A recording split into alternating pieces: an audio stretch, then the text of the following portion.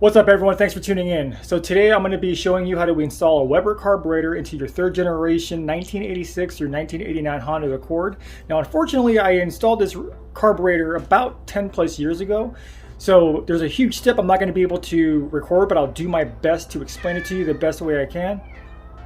Hey cat. And that's going to be removing the OEM carburetor. Now I promise you, I know like when you pop the engine base, seeing all the vacuum hoses and all the lines and so on and so forth is a pretty intimidating. Promise you it's a lot easier than it looks, and I'll tell you what you're going to need and what you're not going to need. So the only real downfall of installing a Weber carburetor is going to be the ability to possibly not pass emissions depending on what state you live in.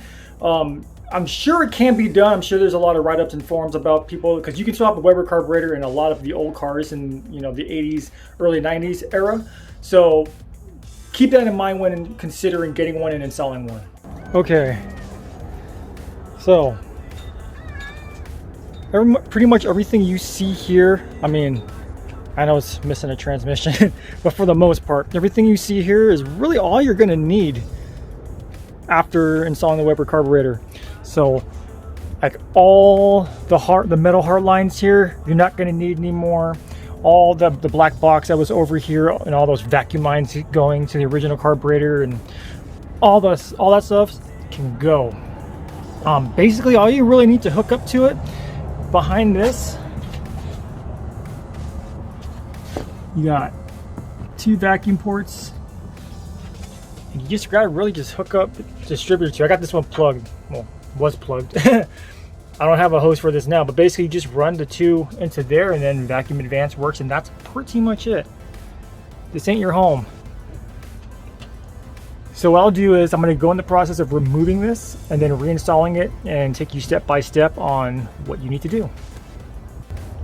Alright, so before I take it apart, I'm actually going to go over it in detail for you guys, just so you guys can know what's going on. So for the record, I've done this over 10 years ago with a buddy of mine, and we basically just went off pictures we found off the 3G's forum.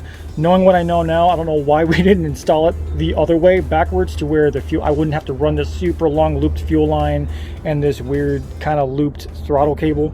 So it would have just made more sense if we did it the other way, which is what I'm going to do now, and I'm going to see if it works as well. So let's go over this real quick. So this plate right here bolts onto the top of the carburetor, 4 bolts either side right here. And basically what this is for is you lay this down, you put the provided air filter, and it comes with another stainless steel plate on top of it that sandwiches it together with 4 like C-clamps on each corner. Now I'm gonna tell you right now, those C-clamps suck. You'll probably lose one. They're just based upon like spring tension, if that makes any sense, but like, yeah, they suck. Let's move on from that. Oh, so this hole right here, there's a plastic L piece that you screw on top here, and then it comes out like an L. That's for if you're going to run a hose from the valve cover to that. I didn't do that.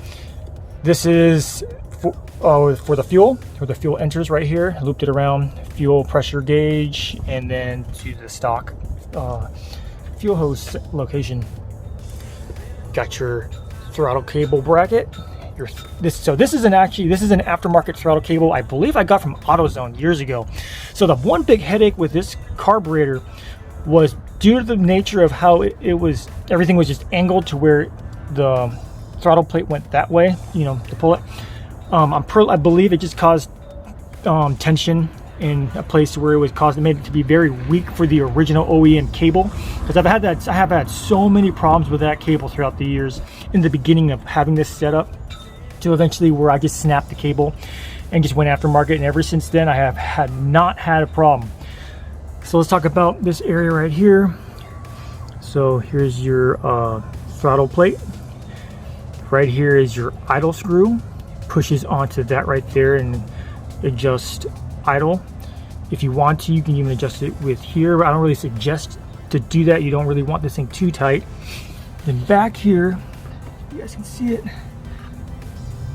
So this screw right here, that's for your fuel mixer screw. So allow more or less fuel into there to help, with idle, or just basically on how it runs. Like the best way you're really going to know how this thing runs is if you obviously rejet it and install a air fuel gauge into it and just see how the fuel is and change out the jets in certain locations from that. I've never rejetted this thing. This was a daily driver. I never bothered even doing anything really hardcore performance wise on this. Not saying it's not doable, because people have boosted these setups before on a carbureted setup. Let's see here. Then on the other side, like I mentioned earlier before, you got this vacuum hose, and you have that other port right there. You got 2 ports back there. Run 2 hoses to your distributor for your vacuum advance. Got your electric choke, and then you see that right there. I believe that hose went to the original carburetor or something involving with it. It's been years, so I can't remember. I plugged it with a screw. That's a coolant hose. You will no longer need that. And all these right here on the intake manifold that are plugged, like even for the EGR, I just capped that thing off. I never plugged that thing in. Plug that. I mean, in fact, if I really wanted to get crazy, I could have just taken this whole thing out and made a block off plate for it and called it good. Then you got your adapter plate. So this adapter plate's made specifically, if you get the kit for this, for the specifically 1986 or 89 Honda Accord. Redline Whipper does make full complete kits with carburetor, air filter, and adapter plate installed. You can buy the adapter plate separately as well, or if you want to, you can make it from whatever material you want to. I mean, heck, you can make one out of wood. If you really want to go old school hot rodders, they make adapter plates out of wood. It just helps, almost like a thermal plate, if that makes any sense. I mean, do I recommend it now? That's up to you. I'm not going to tell you to do so. I wouldn't do it. So yeah, when you get this plate, it comes with the 4 studs. These are the studs right here. There's another 2 on the other side, and then the necessary hardware needed to secure everything to that plate. All right, so I'm going to proceed to take this thing off. All right, so if you have the factory setup going on, the first thing I would do is take that whole black air box out, like the whole thing. That just clears up so much clutter, and you can see a lot more of what's going on underneath of it. So first thing I'm going to do, well, I would do, take out the throttle cable spring, fuel hose, pretty much anything you see connected to the carburetor, just take it off. If you need to, and if you really want to, you can label them. Just, you know exactly where they go. Take pictures, record how it was before, so then when you reinstall it, you have somewhat of an idea how to reinstall everything back together. The first thing I'm going to do here for this setup, I'm going to disconnect the throttle cable, like I said. That's bring us to the firewall, the electric choke back here, fuel line, and the 1 vacuum hose I got going on back there.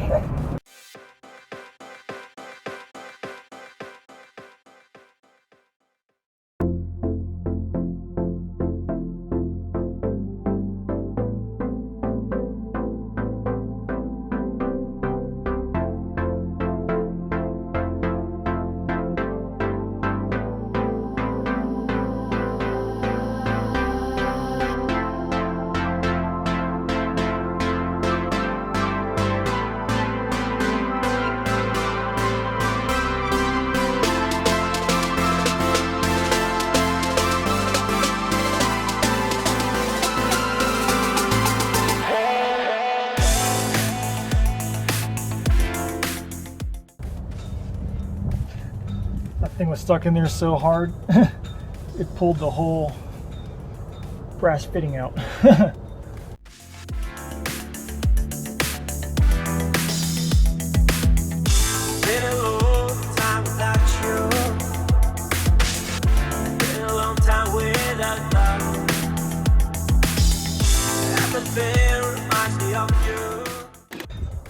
Alright, so it's being kind of stubborn in the back, but if you're going to run like a screwdriver or any sort of wedge, try to use a plastic one so you don't risk like gouging out the bottom of the carburetor or the plate.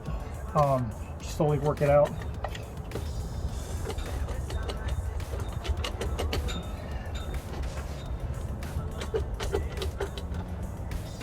Okay, there we go. Literally 4 bolts, or sorry, 4 nuts. Go this way to the light. All right, there you guys go. Here is the gasket. This is the adapter plate I was telling you about. So those Allen style, the Allen head bolts or whatever, that actually is what mounts the plate to the intake manifold. here are the studs that you're going to have to put in to the plate to be able to secure the carburetor down with the 4 nuts that I just showed you. But I mean, like, that is it. Okay, so I didn't mention it when taking off the carburetor, but I mean, those 4 bolts, break loose all of them first in like a cross pattern, just so you don't increase warping it. I mean, I don't know if anybody's ever warped it before, but I mean, it's a good practice that I use across like almost everything. So same thing with the adapter plate. I'm gonna break these loose in that direction, and once they're all like loose enough, then you can start pulling them out all the way.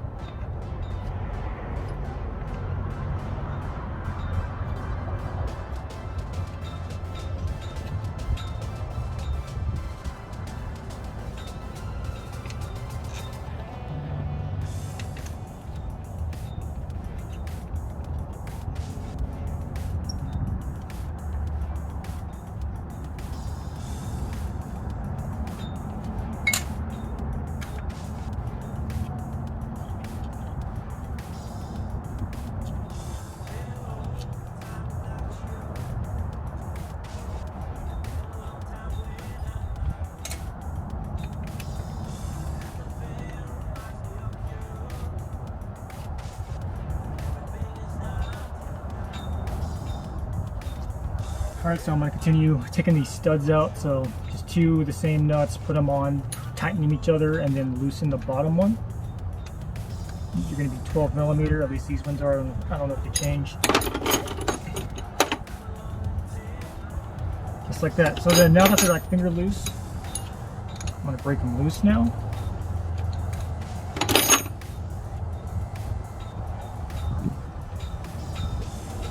I didn't have to take it off, but I mean, now I can just rotate it now, just with the stud itself.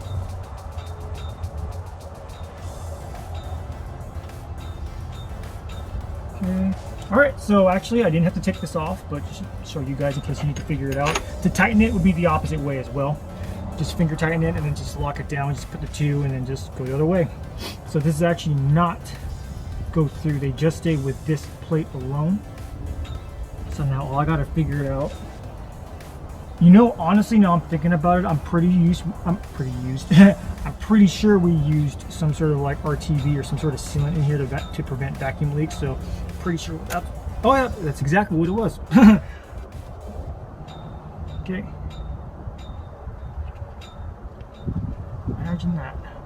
So what I'm gonna do, I'm just gonna slowly, okay. Here's the adapter plate. Oh, first adapter plate. Okay, and this thing's on there. I'm not going to take this thing all the way out, but I'll just show you guys. Grab the camera.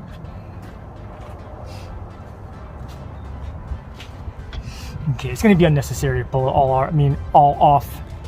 It seems dirty, so this whole piece right here mates to this part of the intake manifold. Okay. 4 Allen head bolts right here. You're gonna lock it down, so just make sure to tighten. I don't know what the torque specs are.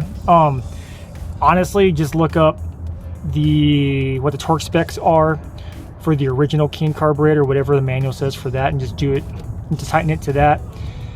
And then again, just tighten them crisscross order just to make sure it's flat and sealed. Also obviously make sure the mating surface is clean. This is the gasket that comes with it. Don't be afraid if you want to possibly spray it down with like some sort of like copper spray or whatever. That wouldn't hurt. I know I did have some vacuum leaks when I first put this on and had to adjust it with some RTV and stuff. But all right, so I'm gonna leave it here and we're basically just gonna do reverse process. Okay, so we're at this point where we're gonna throw on the Weber carburetor on. So make sure obviously the mating surface is fully cleaned. Everything's out of the way. Everything's cleaned up.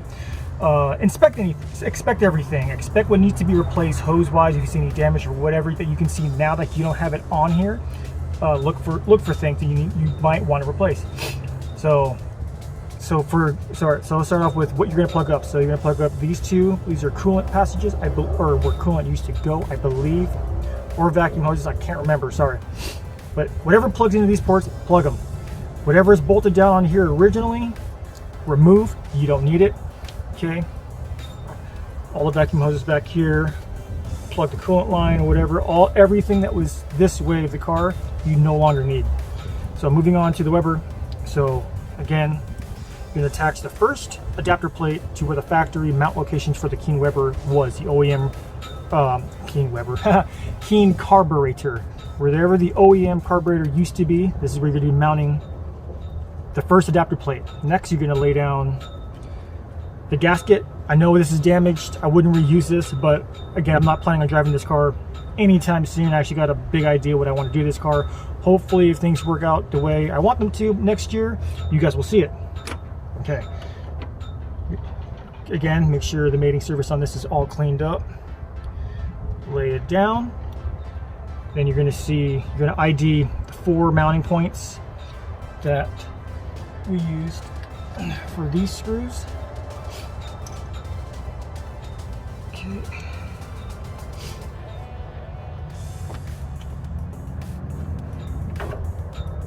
And of course, I don't know where my Allen key is. Oh, there it is.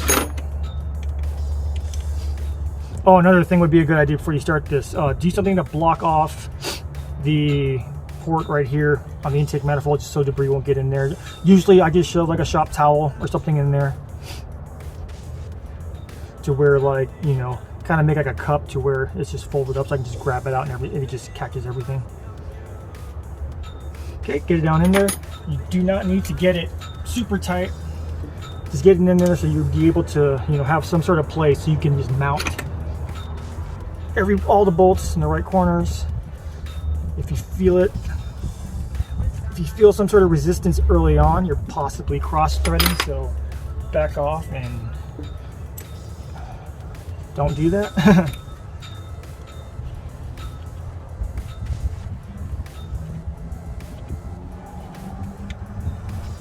What I'll do is I'll just screw them down to where they're just nice and flush with the top portion of the adapter plate.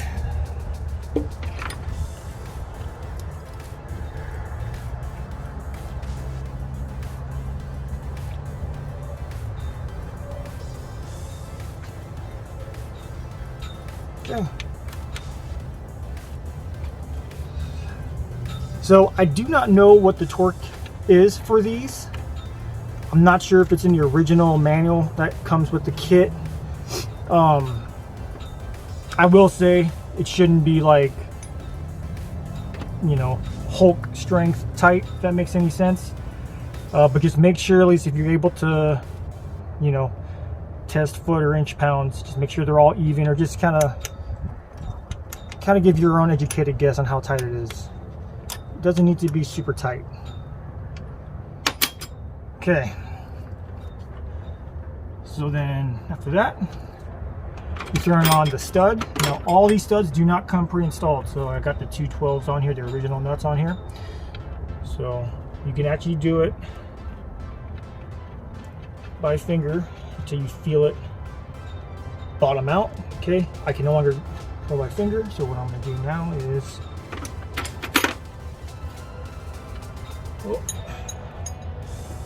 I gotta break these loose.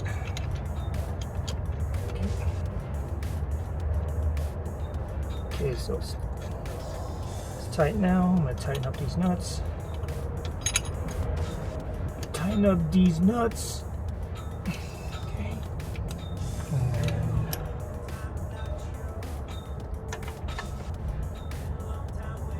okay. That's good. Doesn't need to be Hulk strength either on that one. Break one part.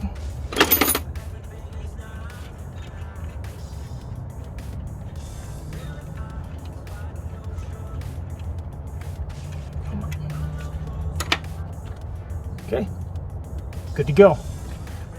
Again, before you mate down everything, after you do all the work you do, make sure all the surfaces are clean. So next step is going to be the carburetor.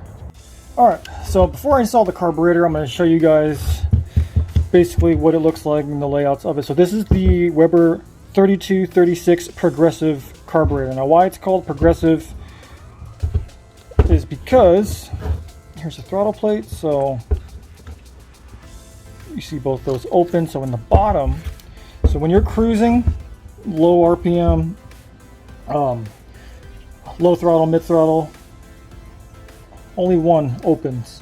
When you go wide open throttle, both open. Does that make sense? So that's why it's supposed to be better for like gas mileage and all that stuff. And yeah, I did get really good gas mileage.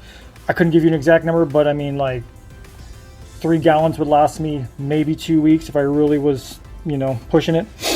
So I usually tell people online, or tell you guys, so I recommend to get the 38. So 38 is going to be a bit bigger ports, as well as when it's not going to have that function. Both are going to slightly open at the same time, to my understanding, if that makes any sense. So yeah, hopefully you guys enjoyed that piece of knowledge. There are those 2 ports. I had to put that little port back in. I can't believe that little vacuum hose, when I yanked on, actually pulled it out. So that screw right there, it's for your fuel mixture right here. Okay, electronic choke. So I'll show you real quick, just while we're already here. Show you. Actually, I don't know if I can, because I don't know if I have that filter still. I'll put a picture inside so you guys can see, or you guys will end up seeing anyway. So going through my thing, all my junk. That's crazy. I don't know. All right, so this little piece I told you, this top part screws off like so. Here's that bottom plate showed you guys earlier. Actually, I don't know why I have 2. I think one of them came because the original filter that they provide with is like, shoot, maybe an inch tall, and I got a bigger one that's like about double the size. So, man, don't worry about hook clearance. It's not going to be an issue. So basically, you're just going to feed that sucker in there. Wants to. There we go.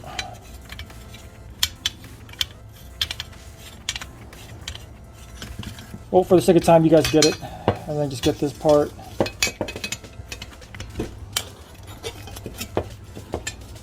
Lock it down.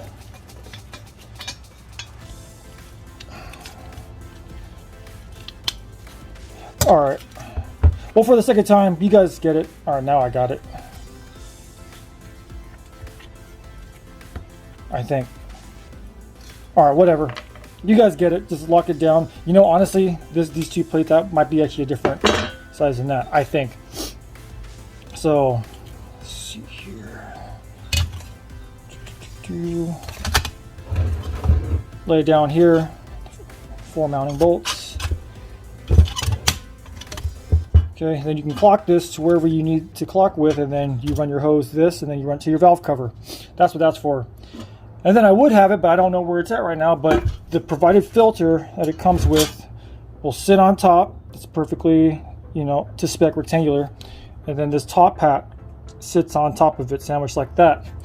And then it comes, oh, there they are. It comes with 4 of these. I got 3 for obvious reasons. I lost one somewhere in the road somewhere. It comes with 4 of these, and basically, you see how it is right there, that little indent it clamps onto, and it's supposed to grab. Let's see if you guys can see this. Try to work the camera real quick. So with the filter in place, it's supposed to lock it down in all 4 corners, just like that. So I said, never had luck with that. Honestly, at the end of the day, it looked stupid, but it worked. I just ran some zip tie over it at one point. I just got tired of these things failing on me. They mostly pop at high RPM, so if that makes any difference. So, alright, for that helps, I'm going to go ahead and install the carburetor now. So like I said in the beginning of the video, I don't know why I didn't place it backwards, and now that I'm looking at it, I'm pretty sure Weber designed this kit to be meant to be installed face the original way this was already originally, basically the way I did it originally. This can be done. I don't see exactly why it wouldn't be. I mean, here's the fuel inlet. Like, it would make the fuel line to it much more convenient and much shorter. The only, you would have to find or extend the 12-volt power for your electronic choke. The only thing I can see be a little bit of a headache. Now, for the sake of this video, I'm not going to do it now, or else this video is going to be like super long. So I'm just going to show you guys what I know worked from experience. So what you're going to have to do if you want to run it this way is your throttle cable is going to have to be shorter or be adjusted to where it attaches onto this. So here's the problem. So obviously now that this is facing the right way, if you were to press the gas pedal, okay, now you're going to be pulling it the right way, right? But here's the thing. If I let go, it's not going to go back all the way. So that's why there's the spring. I got that spring mounted to the firewall like such. You're going to put the spring to have, so it's not just stuck on the floor the whole freaking time. So my only idea, if I was to do it like this would be a much longer video if I did it. Find that spring and then find some place to hook it on here. Maybe put a bolt right here and have it hook onto that or something. Just some ideas to play around with, but shortening the throttle cable is going to be a must on that one. Another reason why I feel that Redline Weber designed the kit for this car to be facing towards the radiator is just also because of this plate and where the PCV port is. Like, it's kind of weird if they designed it for it to go all the way back and look. I mean, you could do it if you really wanted to have that. I don't recommend doing that, but there's that. So I'm going to put it on the original way and just walk you guys step by step. Super simple. Okay, now you got your studs here. Again, make sure all the mating surfaces are clean. Make sure the bottom of this is clean, which I know it's not. Okay. Actually, you know what? Forgot one more thing. The crappy gasket. Actually, should probably tighten that up. I'm not worried about it. Again, this is just an instructional. I'm not going to be driving this thing anytime soon. Okay. Again, if you really want to make sure of a good seal and not go through the headache that I did, I'm not saying that everybody went through the same problems I did, but if you really wanted like copper spray to have a better seal on your gaskets, it's not a bad idea. Okay. Lay it down like such. Make sure nothing's impeding it, and then pretty much you're good to go. I'm going to get these 4 nuts. Oh wait, ooh, I almost did the same mistake I did last time. So before 2 nuts back here, nothing needs to go between them. For these, you need to put the throttle cable bracket on there like such. In fact, it's so funny, the first time we did this, I actually put this down first and then laid on the carburetor on top of it. So, and wouldn't start. Wonder why. Took my buddy, which is like a day, like, oh yeah, we did that wrong.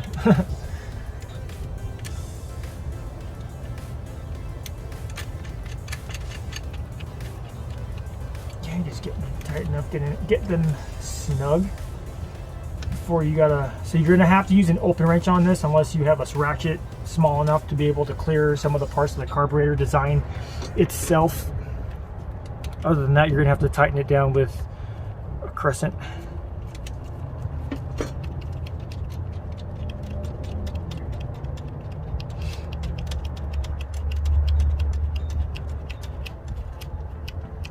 All right, then same thing on the 2 in the back. The 2 in the back are a little bit harder. I mean, you can work them with your fingers, but once you go to the phase of tightening them with the open end, try to get an open end that's pretty short, or else you're gonna have problems hitting the brake booster. And yeah, that's about it. Got on to the next step. All right, so for the next step, got this mounted now. Fuel line. So you have to run the fuel line in a weird loop-de-loop way. You might need to get more if it's not long enough. So if you guys seen before, or I really don't want to move the camera right now, but I have this thing running into an inline fuel pressure gauge. The reason for that is these Weber's call works best with, I think I got this right, a Carter 4070 fuel pump.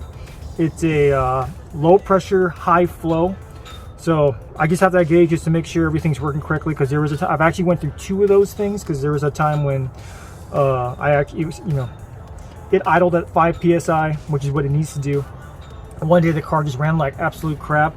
Checked it out at idle and it was like at 15 plus. So, okay, so just throw it on there like such, super simple.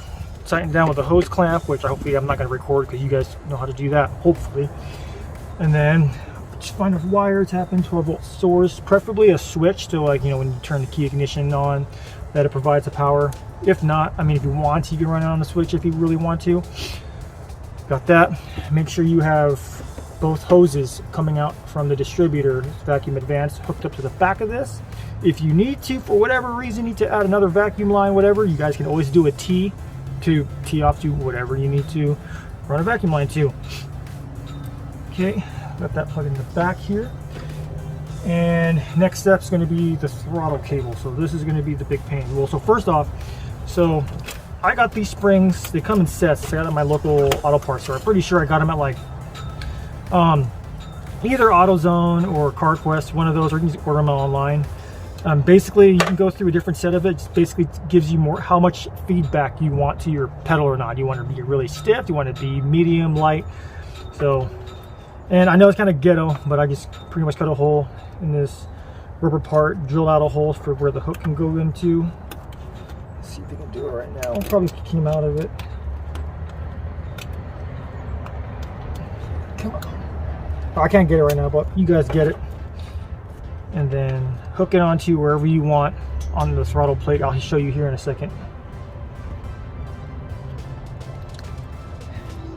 Okay, hook onto whatever those holes in the throttle plate you want to. Preferably I try to do it to where the spring itself is the straightest, does not towards at a weird angle where it has kinks. Show you how I did the extra fuel line for my fuel pressure gauge. And then let's see here. The next step, I'm going to hook up the throttle cable onto this and show you how I got that done. I kind of had to do a weird homemade thing. My best friend's dad actually helped me out and make this, so I'll show you guys. Hopefully you guys don't run into this problem. If you can figure out a better way of routing the original throttle cable, by all means do so. It's just weird that it's going to have to come around just due to the nature of this thing. But again, whatever way I had it, was more than likely there could have been a better way to where it could have prevented that. But if you run through it, you went to the same problem I did, do yourself a favor and just try to buy or find yourself another aftermarket throttle cable and then just make some adjustments to it. Okay, I hope this is a good angle for you guys. I am losing light, kind of. So basically what he made, see if you guys can see it on camera, got this little brass fitting. I don't know if it's focusing on camera or not. Made this little brass fitting where he fed into that cable too. This is all a homemade idea. You guys don't have to do this. If you can figure out a better way to where there's less kink in the OEM cable, by all means do so. Or I'm having problems with it trying to focus. I'm sorry guys. So here, I'll just show you guys basically how we did it. So just bend it like this, or if you want to have a cleaner look, you can just do it like this. Or not cleaner, but less, how should I say, less of a kink, if that makes any sense. Now I have to bend this just to make it easier. Okay, feed it in through there like that. Let's see my pliers.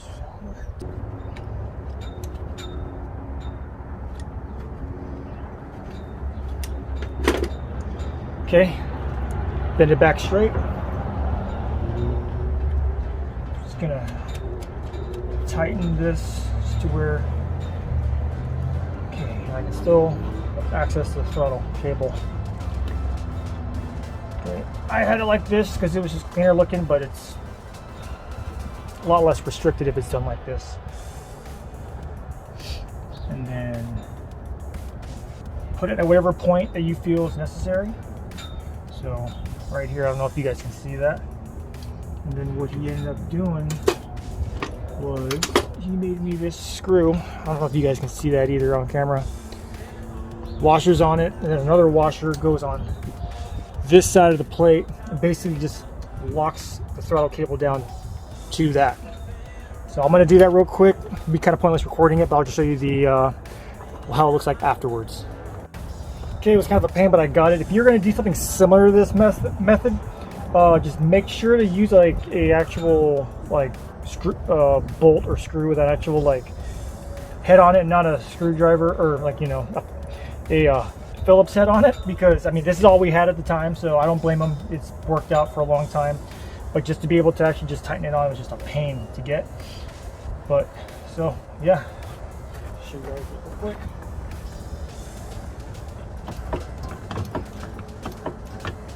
All right, so honestly, the hardest part about this whole thing is just going to be figuring out the throttle cable. Now, the factory throttle cable, it kind of has like this T hammerhead type head on the cable itself. Basically, you just take the one end of it and then just slide it through, and then it tees off on the back side here, locking it in. And as you can imagine, that kink in it from the cable, that's where it actually broke. So that's why I really don't like how it's done over time. At least this, the original cable, it's just being pulled directly on the whole head, if that makes any sense. So no kinks in the cable. That hopefully that makes sense. Last time I say that. And if you're having problems with the throttle resetting, try different locations for the mounting for the spring, or try different spring tensions as well, just so you can get a good feedback from the pedal itself. But that's pretty much about it. I mean, just throw the plate back on, throw the filter on, clamp the top portion to lock the filter in, and you should be good. All right, guys, that about does it. So if you're having problems starting in the beginning, might check to see if you have any possible vacuum leaks, possibly somewhere in the sandwich plate's not sealed or whatnot. Also, be careful when you're gonna be priming it for fuel when you first start it. Be careful not to do too much and end up flooding the whole system and have gas in it. I've done that before myself. It's not fun. So there you guys go. Hopefully you guys enjoyed the content. If you have any questions, ask me down in the comments below. If you want to talk to me directly, DM me at Instagram at Asian_sensation. I'll do the best. I'll try my best to answer them as fast as I can, when I can, the best way I can. So until next time, guys, thanks for tuning in. I'll catch you in the next one.